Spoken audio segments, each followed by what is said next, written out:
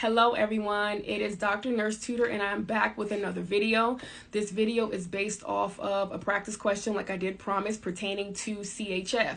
This is an exam style question that you can either see on a school exam or maybe even the NCLEX. So the question reads, you enter the room of a client diagnosed with congestive heart failure. The client is lying in bed gasping for breath, is cool and clammy, and has buccal cyanosis.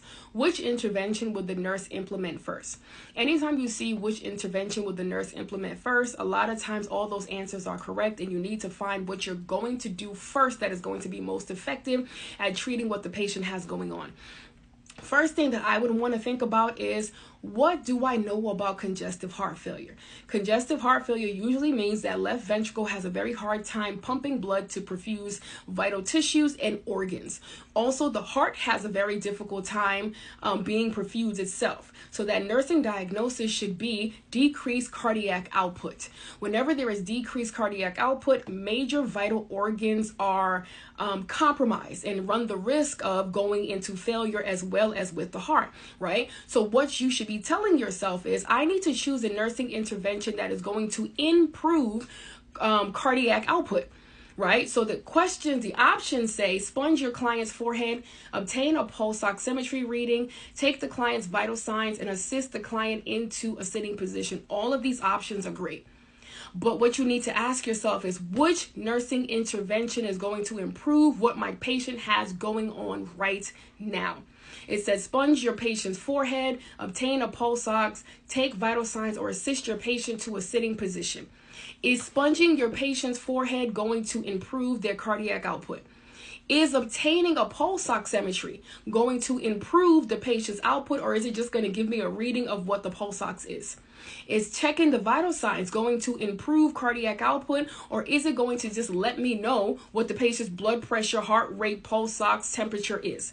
Right? Because the pulse ox is a vital sign. So 2 and 3 are basically the same answer. So they should have already canceled themselves out. The last one says to assist the patient into a sitting position. Is assisting your patient into a sitting position going to improve the condition that they're having right now, because they're experiencing exacerbation of their condition, right? So if I sit my patient up in the bed, is that going to improve their breathing, or is sponging their forehead going to improve their breathing? Nothing about sponging someone's forehead is going to improve their breathing, but everything about sitting that patient up into a 90-degree angle, right, and encouraging that patient to cough and deep breathe is going to assist that patient with breathing better, thus improving their cardiac output. And I'll give you an example of this just in case you're not understanding.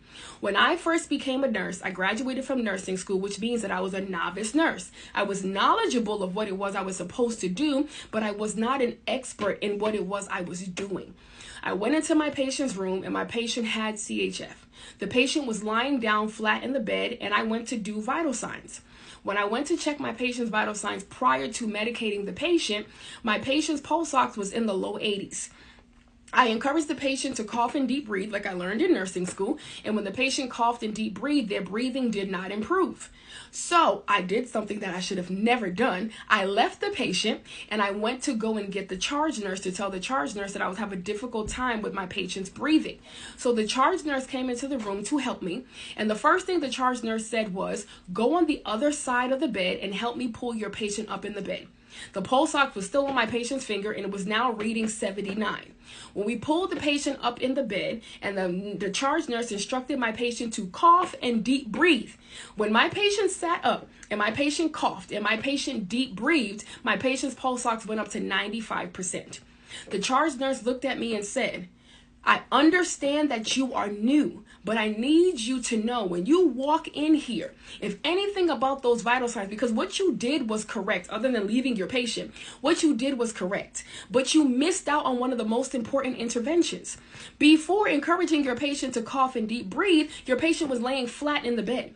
So the coughing and deep breathing was not going to be effective. The vital signs that you did was just a diagnostic tool to help you identify what was wrong, which means you should have done the nursing intervention, such as sitting your patient up and encouraging them to cough and deep breathe to clear secretions and improve their breathing to bring the pulse ox up, so you don't have to call a doctor for no reason. So the answer is, sit that patient up. Sit that patient up to a 90-degree angle, have that patient cough and deep breathe and see if that improves their oxygenation, which will then improve their cardiac output.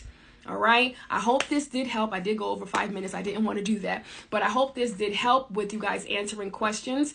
If you do have any questions or any topics that you're having a difficult time with that you would like me to review, leave comments below so that I can do that for you. Other than that, I'll just come back with questions that I noticed that my students are struggling with in the classroom. All right. It has been Dr. Nurse Tutor with the practice question for you. Be on the lookout because I will have more questions coming your way. All right. I'll see you guys soon.